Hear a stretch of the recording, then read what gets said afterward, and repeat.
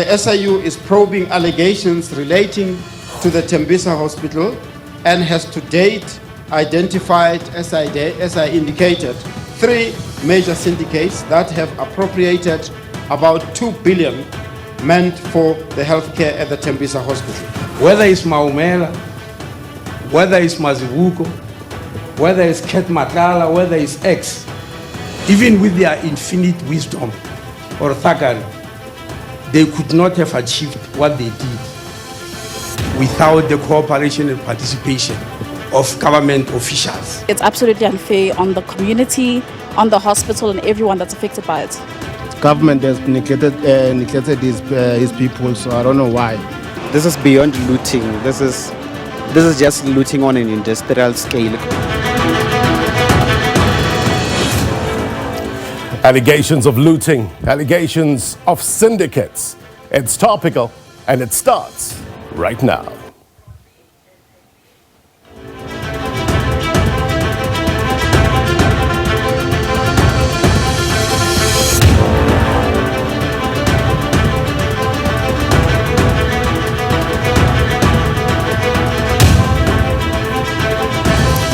A very good evening to South Africa and those watching around the world. My name is Blaine Herman and this is It's Topical. It's good to be back with you. Many thanks to Bongiwe for stepping in last week. Really appreciate her. Also, our digital audience with us tonight. There they are. Looking forward to their interactions in a short while. Get this. How 2 billion meant for healthcare was stolen. This was the title of the media release by the Special Investigating Unit. Take a look at this number. This is the total value under investigation by the SIU in terms of the proclamation, right? The SIU says there is a devastating plunder of the public purse in their sites. The Tembisa Hospital in Gauteng, their findings, the uncovering of not 1, not 2, but 3 coordinated syndicates allegedly responsible for the looting of over 2 billion rand. Why should this matter? Well, it's a big amount, first of all, right? You don't need that magnifying glass to prove that. But the more painful part of this, for many, is that this money was intended for the provision of healthcare to the most vulnerable. So that means who? Our mothers, our fathers, our grandmothers, our grandfathers. You get the point, right? Instead, the SIU tells us that it was ruthlessly siphoned off through a complex web of fraud and corruption, representing an egregious betrayal of the nation's trust. It's happening in Gauteng. I don't use that hospital. It's just an interim report, but it's stark, right? And what if it was a hospital in your area, catering for the needs of the community you live in? What can we learn from this investigation? How do we prevent this from ever happening again? That's our mission tonight, to learn how to get to that better place. It leads us to the question of the week, and we're asking you, considering the 2 billion rand Tembisa Hospital fraud scandal, what urgent steps should be taken to protect public funds in the healthcare sector? And this cuts across all provinces, nationwide, right? Let us know at SABC News_TV. Let's walk and talk. Let's get you some context. And as always, the release of the SIU's interim report is informed, we were told, by how complex the investigation is, right? And it requires further investigation. But the question is, what happens next? More importantly, what's being doing now? What is being doing now? What can we do to put paid to the rot? Big question. We'd love to hear your thoughts at SABC News_TV. Perspective coming up.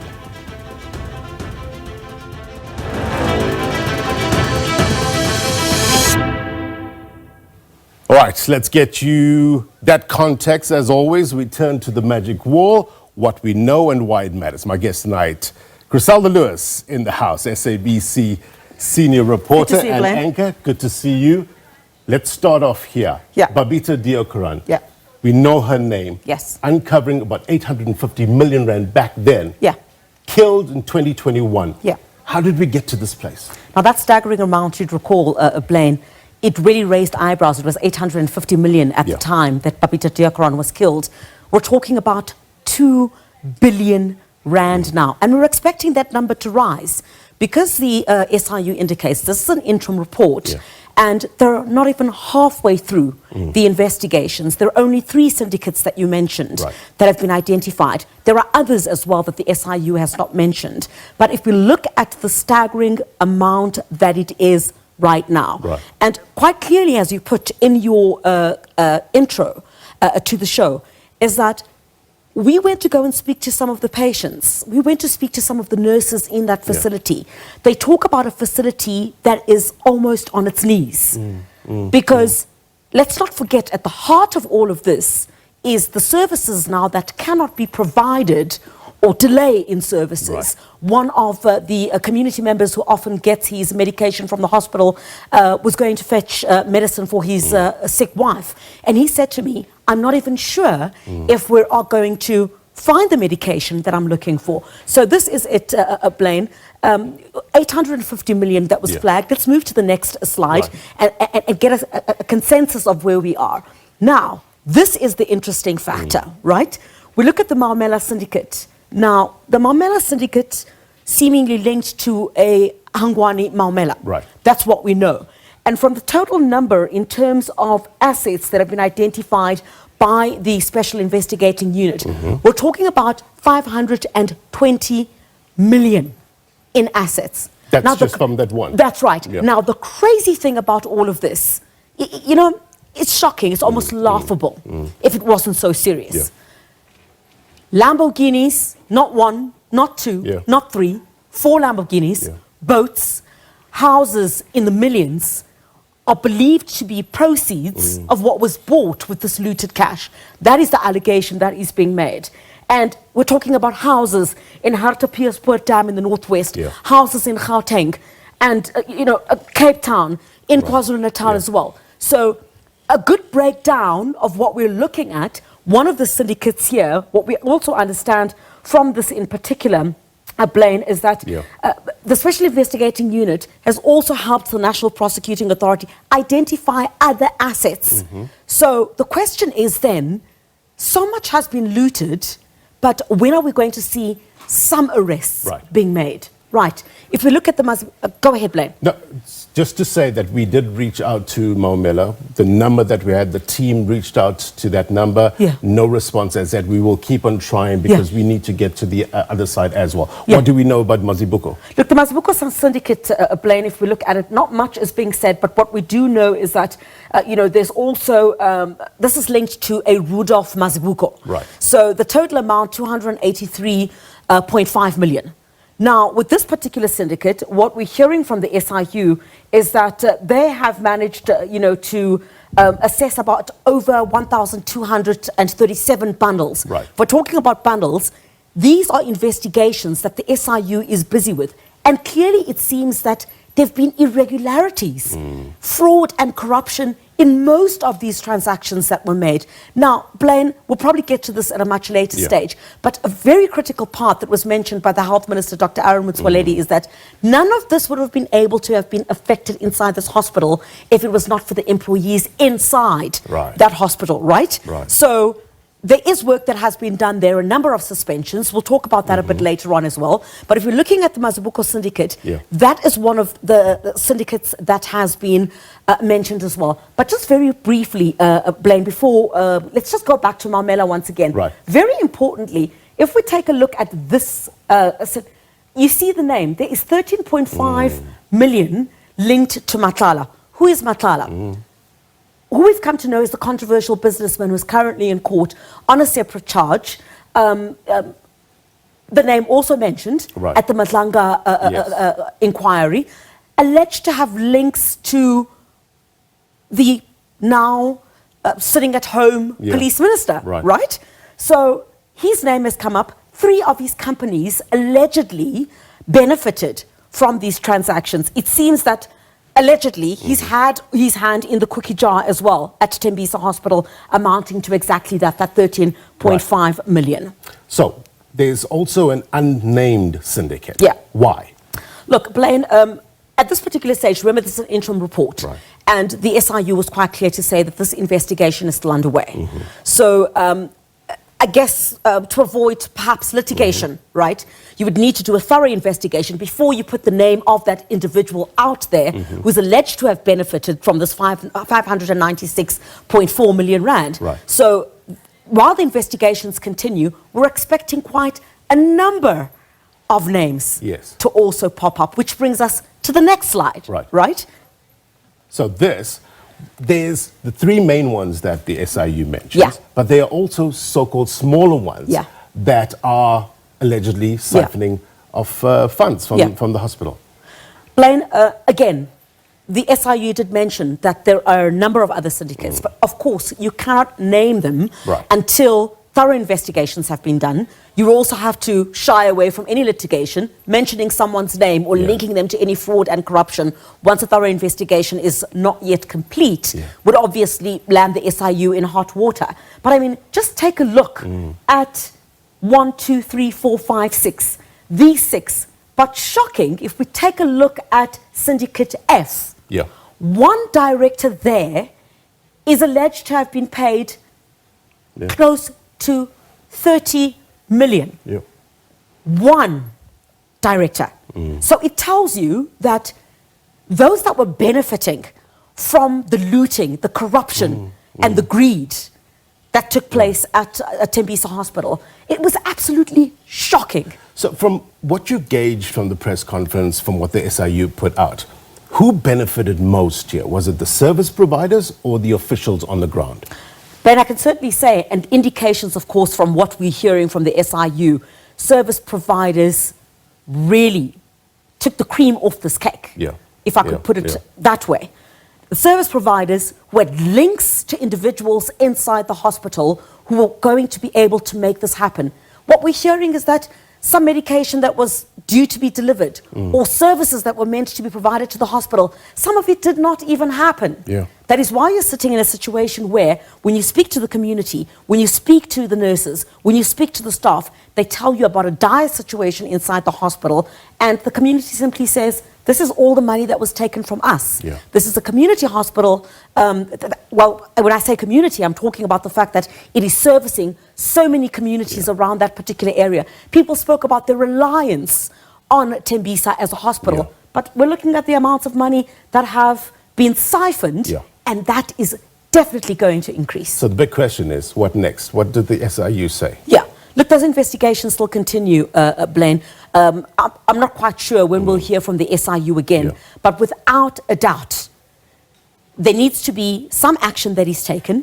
The Department of Health also indicated from a number of, in fact, the SIU has also referred some of the individuals who've been fingered in this corruption for disciplinary action. But they need to act fast. Those people cannot continue to be in positions where perhaps you will have information or whatever evidence there is shoved off. And we easily saw how easily that was done with Babita Deokaran.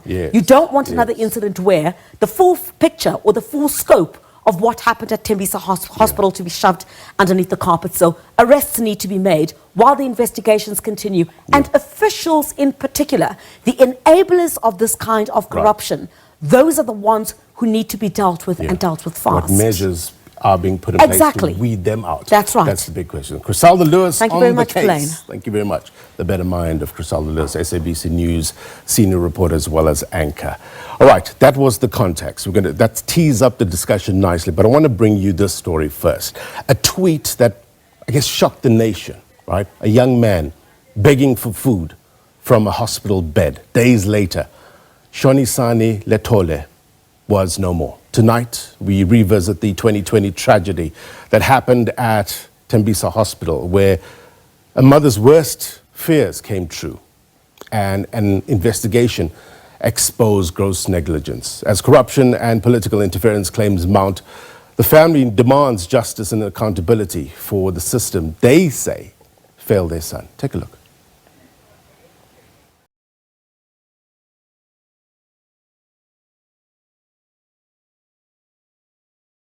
He was in Cresta, was staying in Cresta. So he called the father to come and fetch him. because it's not okay. The father went there, and after that, the same day they took them to Dr. Chweni in Tembisa, and then from Dr. Chweni, he came back. He was walking. It just that he has got a back pain. He went to Dr. Chweni. From Dr. Chweni at 2 o'clock, or it might be before, but it was not after 2 o'clock. He called that, I'm not feeling well, from our room. And then we were said, I will say to you, we will take you tomorrow morning, and not now. I said, please, I don't want you to regret. I am not feeling well. And then that the father woke up, and then they went to Usamed, they went to Edenville Hospital, they went to the clinic, because by then you don't just take a person anyway, because it depends on whether the hospital was full or not. And then later on they went to Tembisa. In Tembisa, and then even if the reception was not that good, but he was admitted there. And then what surprises me, I don't remember the exact days, but he was not admitted same day. It might be after 3 days, or 2 or 3 days. And then when we call him, he was saying that he's struggling with breathing, and then the service that he's getting there is not good, and he's hungry. And I remember I asked him, what is it that I can do? Maybe I will still get some information from my WhatsApp. And said, Mommy, there's nothing that you cannot do. So there was a day where he called us that, Mommy, where I am, there are corpses, somebody's died and they still remain here, and what? For it was horrific. What hurt me most is that his phone was off, or not knowing he was being intubated. And then after some time, we got a phone call, and with that phone call, my husband told me, there's something here. And he went there, found that he has passed on. The SIU, Khanyao and other guys, they're doing well. We said thanks. What hurt me most is that one of the person who was mentioned there, who is alleged that he benefited from that, his mother, and even himself, we are almost from the same village. It might be 5 Ks. And our parents know one another. I think we need to look at the systems and structures of Department of Health. It's not everybody in health who is not a good person. It's some rots.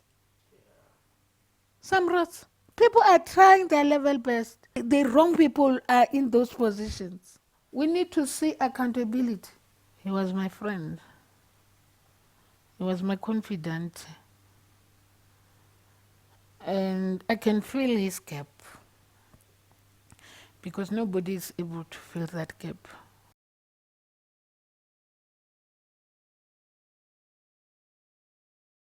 You heard the word accountability being mentioned numerous times there. I guess that's the main question, right? Who will be held responsible for this? Who will be held accountable for this? Let's get the discussions underway. We've invited a number of guests. We did invite the health department. We did invite SIU.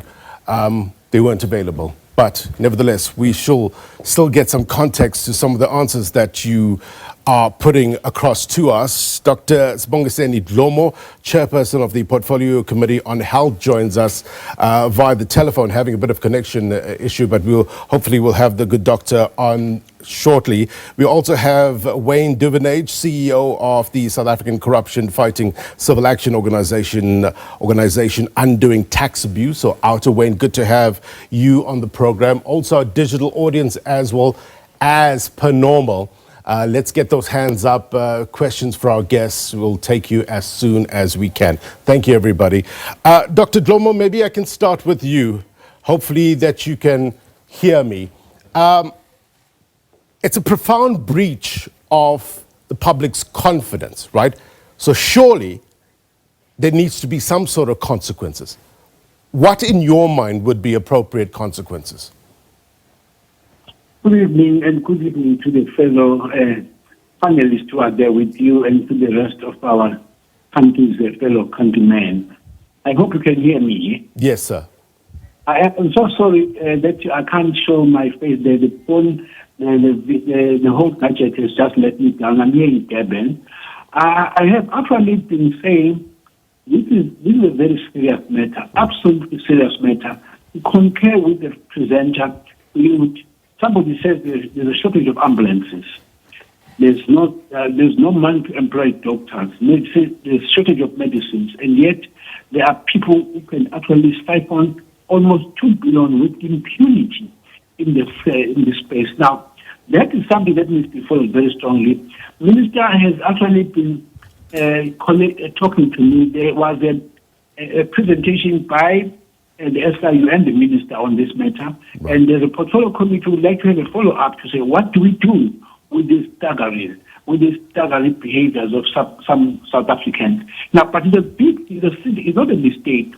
What if someone actually defaults, actually finds that you can actually buy a napkin for 2 rand in a hospital, but they charge 200 rand, and they buy 1,000 of those, and they just get money. But there's someone in that hospital, the final arbiter, the decision maker, the CEO, who must be able to say, I've seen some irregularities here, let us stop this process.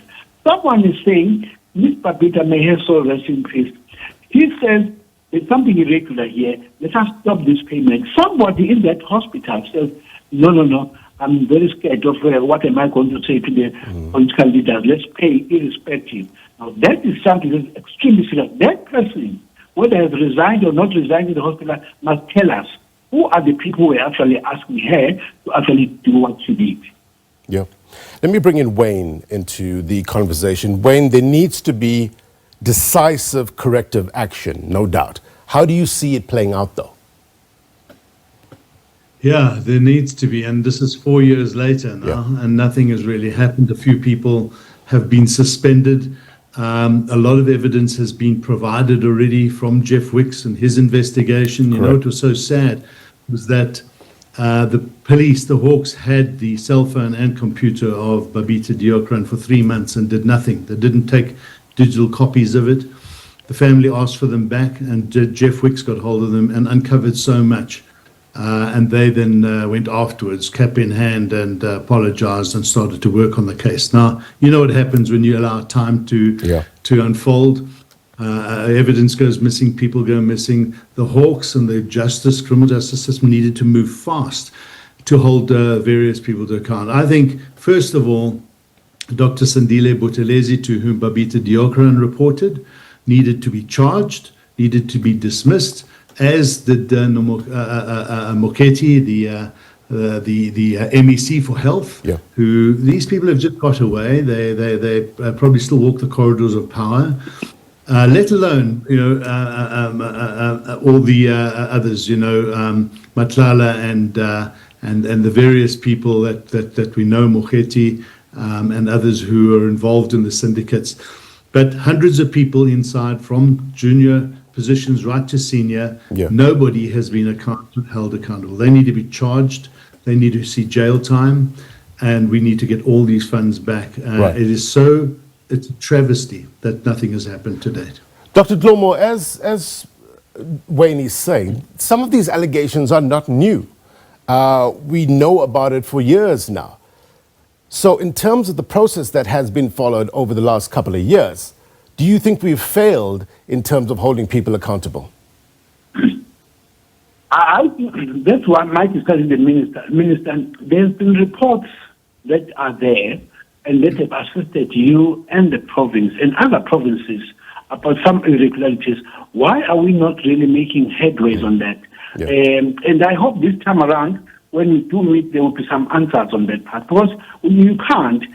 Otherwise, you are going to erode the little confidence that is there of our citizens that we mean what we say when we actually say people who actually have done certain wrong things must be held accountable and they must actually be brought before court. I mean, there's enough evidence that says to us there are certain people that have done wrong. I mean, adding on by reading that book written by Jeff Weeks, you see extreme issues of impunity that people have just been doing these things. So, look, from where we are as portfolio committee holding the department accountable and oversight, we are actually engaging minister. Yeah. We need to, and I'm glad the minister is going to be making some other announcements in the next few days based on the discussion that we have had with him, probably not only about that part, but there are issues that are there in health.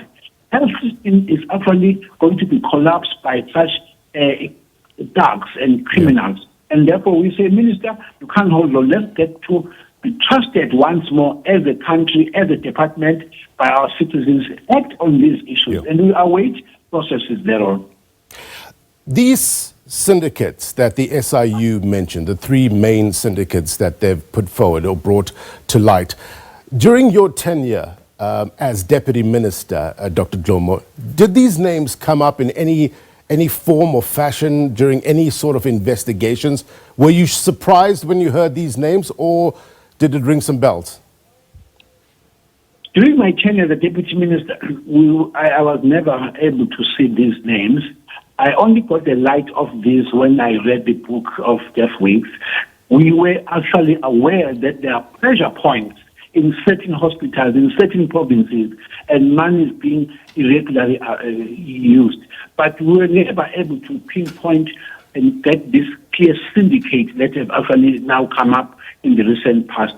So that part was just that this province is struggling. There are always problems with regards to funding this and that project. They always have to fund the previous financially from what they received. Accruals were just escalating, but we have never been able to say exactly where is the problem. Yes, we know the Department of Health has always been receiving cuts, austerity measures, but some of the monies have actually been abused.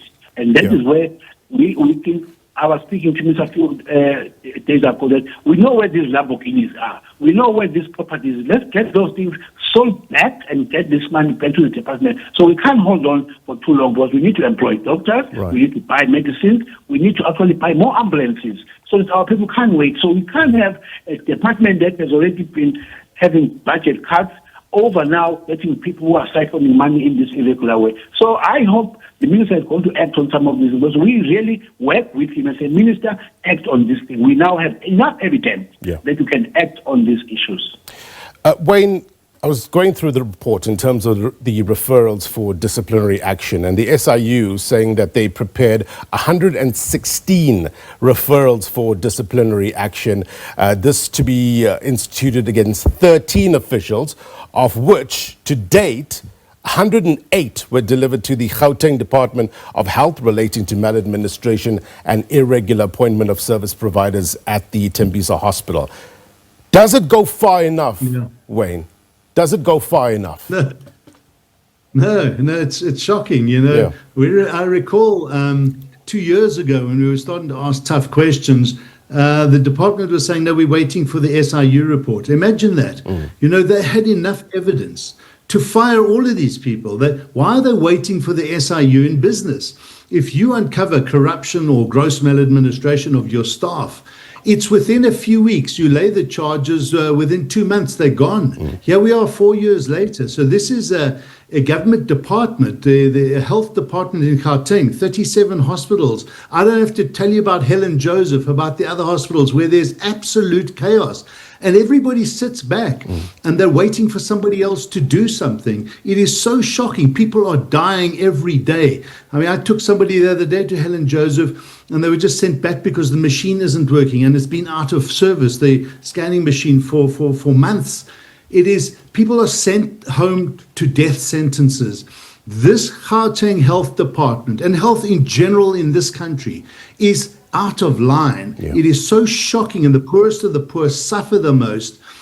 heaven help us if we try and introduce the national health insurance scheme, because this is just a debacle. So why aren't people being held accountable? Why are we looking away? Why are we taking so long to fix this? An entire annual budget of the Tembisa hospital was stolen.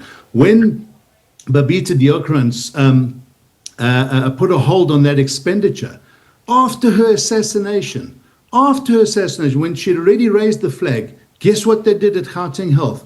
They released those payments to these syndicates. For months afterwards, they allowed the spending to carry on. That is an indictment. That is just a travesty. It is so shocking. Right. I don't think our government officials take the health of the public in this country seriously. And I think every government employee should be forced to go to a government hospital if they are sick and their families. Maybe then things will change. But right now, it is absolutely shocking, Blaine. I cannot, contain my frustration at what is happening. I want to give the audience a better understanding in terms of how these procurement processes work. So in order to see where the red flags are, these tripwires that were supposed to be put in place in order to pick these things up, why didn't it trip? We're going to have more discussions on this and other issues. Stay with us.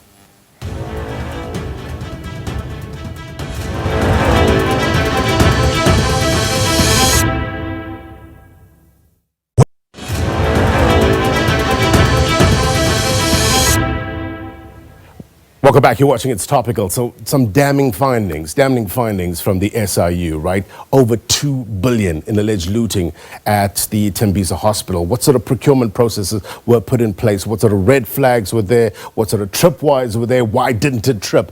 Big questions. I want to know what you have to say. So on a regular Word in the Street feature, we took to various streets of Johannesburg to seek diverse insights and perspectives on this matter. And this is what you had to say.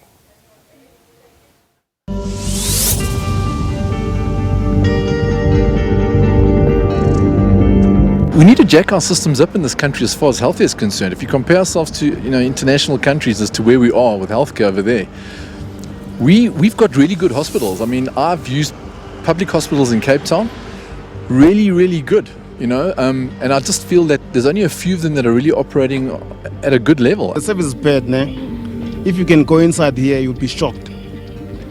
Government has neglected his people, so I don't know why.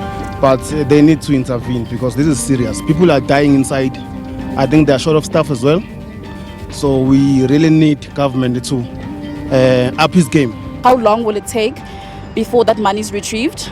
How long will it take before justice also comes, into the matter? So I think it's absolutely unfair on the community, on the hospital, and everyone that's affected by it. 2 billion?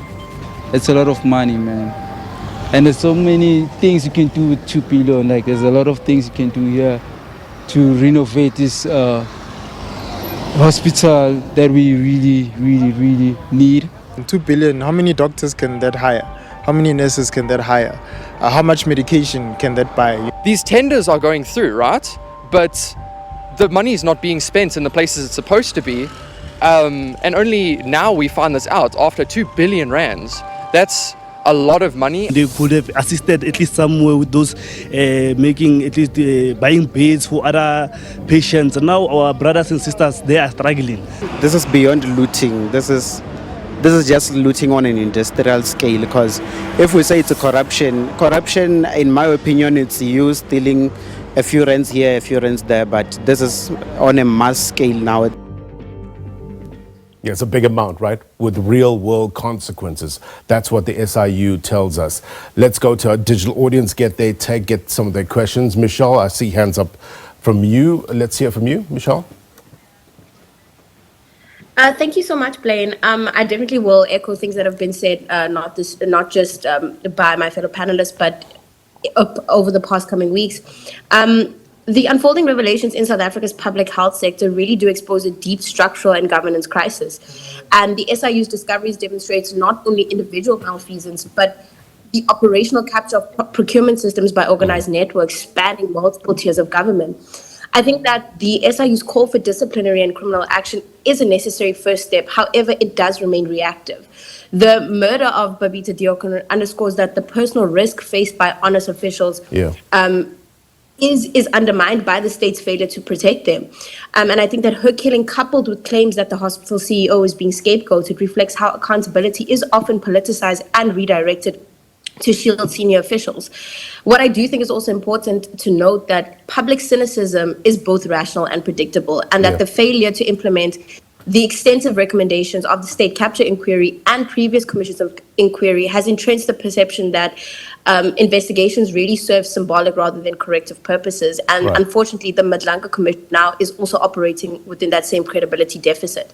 I think that in order to move forward and to ensure that this word of accountability is actually implemented, three really institutional redesign is necessary that can be underpinned by three structural shifts, namely centralized and depoliticized procurement of high value contracts, strengthened protection and incentivization of whistleblowers, and lastly, really enhanced prosecutorial follow-through.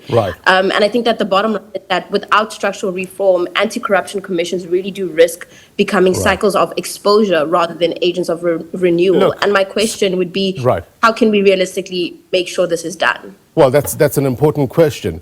And also stemming from that is, look, you can have all the structural reform that you have, but if you don't have good men and women on the ground willing to flag certain of these procurement irregularities, you're not going to get far, right? Demakatso, I know you have a question, but let me just put this to you, and you can answer honestly. If you know of fraud happening in your company, given what we know, the history in terms of whistleblowers, would you flag it? Would you raise it? Thank you very much, Blaine. And I think my simple answer to that is no. The protection of the ecosystem of whistleblowers in South Africa is atrocious. It has failed time and time again to protect whistleblowers. From the Public Disclosures Act, the Companies Act, and anything that precedes that, any piece of legislation has failed time and time again to protect whistleblowers. So the simple answer to that is no, I wouldn't. And my submission to this conversation is that, and Wayne has tried to contextualize it to some extent, but I think we need to have a deeper contextualization that this problem is not simply a problem that is addressed by us intellectualizing the conversation. Human lives are involved. The South African Health Department is responsible for mass murder, if we were to contextualize it in that way, because thousands of lives each and every year, over 400 public hospitals in this country are responsible for high mortality rates due to negligence, corruption, and so on. So we cannot sit here and intellectualize this conversation without looking to the human element. Shonisani's case is not in isolation. The Tembisa hospital, again, is not in isolation. So we have a deeper problem of corruption, and we cannot simply rely on reports telling us what the issue is. The citizens of South Africa know very good and well what the issue is. We're looking for solutions towards those issues. We're looking for solutions of implementation. We need people who are going to implement the recommendations that come out of these commissions. And Michelle has contextualized it extremely well, is that we need an instance where we need to depoliticize procurement measures. And also we need to have a centralization within this decentralized system that we have that keeps on creating voids of corruption, that we cannot recover those financial losses that we've had over the past few years. Good points. Thank you very much indeed, Demakatso. Let's hear from Bongani and then Lorraine. Bongani, to you first. If you can unmute. Thank you very much. And thank you very much. Also, listening to the panel members who have maybe indicated their presentation prior. And I think the other thing that needs to be looked at is an issue of the impact on the healthcare workers, specifically who are expected to execute the duties with the equipment and the resources that should be given to them at all given times. You can imagine that you expect the healthcare workers to render services with the lack of equipment where there are not enough machines and resources, and where we experience the surgical backlogs that we are talking about at this current moment. And you hear in this report indicating that there were machines that were signed off, but they were never delivered within the hospital.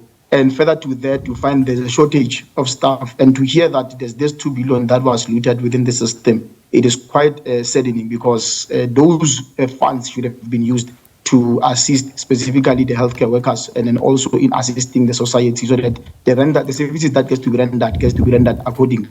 And this thing of defending those who are supposed to be held accountable because we'd have heard the Mtunzi, the wife, defending the accounting officer, saying that is being used as a scapegoat.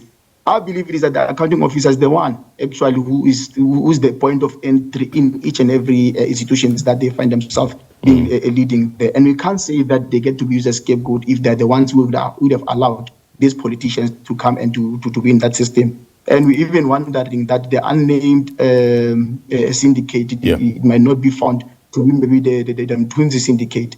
So we still want to question the issue of the implementation of these reports and the investigations, because it should have started from above, where it started with the premier at the time, Makura, coming to Nomatemba MEC, coming to Nolu Chungu, the HOD, and then the accounting officer. Those people should have been flagged, because at that time they were the accounting officer, and when the treasurer releases the budget, it released to the department through those people. So I think the directors or the higher or senior officials are not being flagged as supposed to. Only the junior officials, who are the enablers on the ground, are the only people who have been flagged. But the question is that lack of accountability systems being put in place, it will be a challenge. And I don't believe that, as Dr. would have mentioned on the part of accountability, there's an appetite to can implement those processes. Because corruption, it's an issue that has been long-standing, that has been there. I'll put that to Dr. Dlomo in a short while. Let's hear from Lorraine. Lorraine, can you unmute? I'm battling to hear you. Let's try that one more time. Thank you so much, Blaine. Go ahead. Can you hear me? Loud and clear. Alrighty, I think what we also need to question is if the syndicates are aware that here we're dealing with a fundamental right, which is the right to proper health care.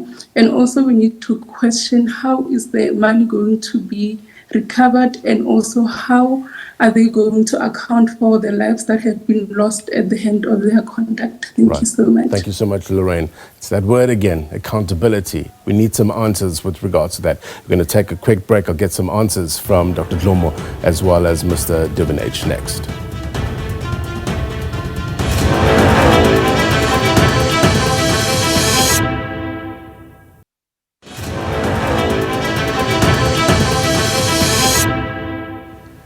Welcome back. You're watching It's Topical. The SIU investigation findings regarding the Tembisa hospital, very much in sharp focus. But what we're trying to do here tonight is learn about processes and how to get to a place where we can put paid to the rot, the alleged rot that the SIU has brought to the fore. I want to go to Dr. Dlomo. Doctor, as an oversight body, accountability here will be key.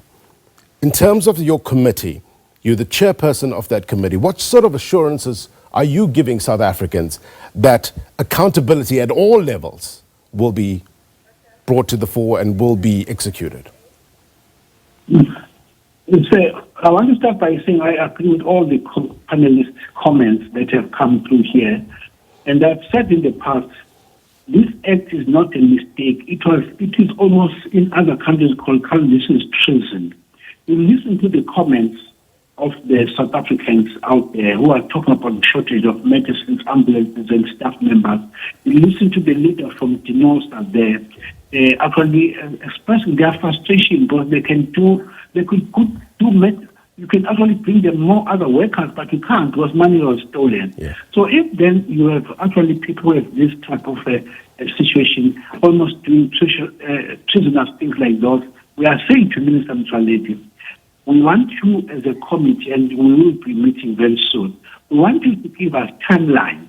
Well, it can't be, because at least there is some evidence that so and so somebody has done this. When are you going to start bringing that money back and getting people to be arrested? It must be a lesson in our country that we now starting very seriously. Because money stolen here would have saved lives. And the money stolen made people to die.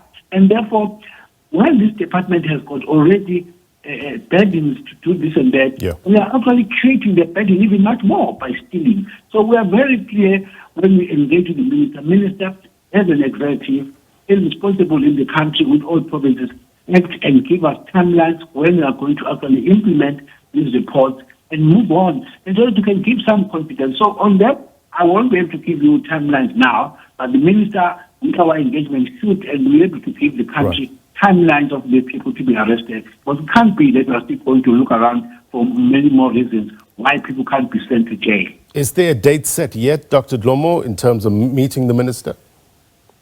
I beg your pardon? Is there a date set yet in order to meet the minister, in order for this engagement to happen? We don't have a date as yet, but we discussed with him today. In principle, we should be meeting soon. Based on, remember, the parliament is still on recess until in 2 days' time. So we will look into our calendar, but it can't be something that's going to postpone beyond the 2 weeks for us to meet, just to get a plan from him as to how these issues will be implemented. Wayne, let me bring you in and try to help us understand this three-quote system that was spoken about in terms of this report, right? The SIU found that service providers were appointed using fraudulent documents for a, and I quote, flawed three-quote system to bypass tender processes, keeping transaction values under 500,000 Rand. Is the splitting of orders, in terms of your research and your experience, common practice? Yes, it is. When people are corrupt, they'll find all the loopholes they can. This is a common one, but not very difficult to pick up if you're following the trends, if you're looking at expenditure. They've got all the processes in place, delivery, orders that come in and releasing for payments. I think all the checks and balances were just overruled and ignored. This goes right up to Matunzi, the manager, the CEO, who's late now. He's no longer with us, but the CEO at the time was really just looked away. So did everyone. One person, by the way, Babita Diokaran, raised the flag. Now imagine if Babita wasn't there and didn't raise the flag. I can tell you right now, possibly, right now, 4 years later, the plundering would continue and we would be none the wiser. And what's so sad is that all this evidence has been provided 4 years ago and we still sit here with no accountability. So I think the oversight body in Parliament, the Minister, the MEC, Panyaza Lesufi, Minister of Health, right up to the President, all need to be asked. Why have you looked away? Why have you not done what you should have done 3 to 4 years ago? And we still sit here today. So those processes are easily manipulated. And as we've heard, lots of staff who've scored, by the way, millions of rands in backhanders to look away, and many of them are still employed, or at least not charged and not hauled before court. This is not difficult, by the way, Blaine. This is very easy to prove, very easy through the, do Section 27 referrals to the NPA, give them all the evidence and have these cases tried and tested in court very quickly, good evidence.